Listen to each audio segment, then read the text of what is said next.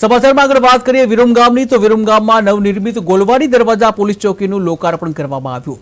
આ લોકાર્પણનું કાર્ય જિલ્લા પોલીસ અધિક્ષક ઓમપ્રકાશ જાટના વરદ હસ્તે અને ધારાસભ્ય હાર્દિક પટેલની વિશેષ ઉપસ્થિતિમાં થયું હતું।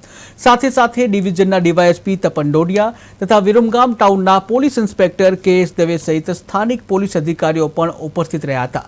લોકાર્પણ પ્રસંગે શહેરના મુખ્ય આગેવાનો સાથે ટાઉન પોલીસ સ્ટેશનના જે અનેક અધિકારીઓ પણ હાજર રહ્યા હતા। ત્યારે તમામ લોકો સાથે મહત્વપૂર્ણ બેઠક કરવામાં આવી હતી, જેમાં શહેરની કાયદો અને વ્યવસ્થા બાબતે પણ ચર્ચા કરવામાં આવી। ત્યારે પોલીસ વિભાગને સહકાર આપનારા બુદ્ધિજીવી અધિકારીઓનું પણ સન્માન કરવામાં આવ્યું હતું, જ્યાં પોલીસ વિભાગ દ્વારા શહેરના કાયદેસર કામગીરીના ભાગરૂપે જે નાગરિકો સાથે છેતરપિંડી થઈ હતી, જેમના મોબાઈલ ચોરાઈ ગયા હતા, તેઓને મોબાઈલ ફોન તથા રકમ પરત કરવામાં આવી, જે પોલીસની લોકસેવા પ્રતિબદ્ધતાનું દ્રષ્ટાંત છે। શહેરમાં વધુ સુરક્ષા અને વિશ્વાસ માટે અભય યાત્રી સ્ટીકરનો પણ પ્રારંભ કરવામાં આવ્યો। આ સ્ટીકર રિક્ષા ઉપર લગાડવામાં આવશે અને જેનાથી મુસાફરોને સુરક્ષા માટે આત્મવિશ્વાસ મળે છે અને સંશયાસ્પદ જે વાહનો છે તેની ઓળખ પણ સરળ બનશે।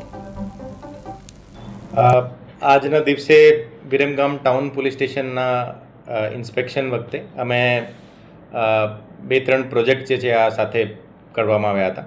એમાં ગોલવાડી ચોકી, રૈયાપુર ચોકી અને મુનસર ચોકી એ 3 ચોકીઓ જે છે લોક ભાગીદારીથી બહુ સરસ રીતે જો અહીંયાની ટીમ બનાવી છે, તો અહીંયાના લોકોના એને હું ખૂબ આભાર વ્યક્ત કરું છું।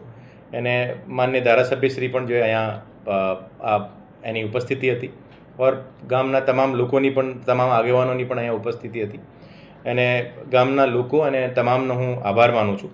એને સાથે સાથે આજના દિવસે તેરા તુજકો અર્પણ પ્રોગ્રામ પણ રાખવામાં આવ્યો હતો, જેમાં લોકોના લગભગ આ પોલીસ સ્ટેશન તરફથી છેલ્લા 4-5 મહિનામાં 66 મોબાઈલ ફોન રિટર્ન કરવામાં આવે છે।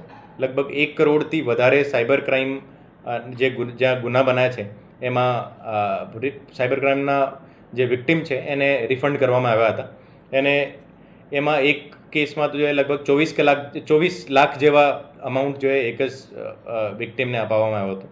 આ ખરેખર અહીંયાની જે ટીમ છે એને હું ખૂબ અભિનંદન આપું છું।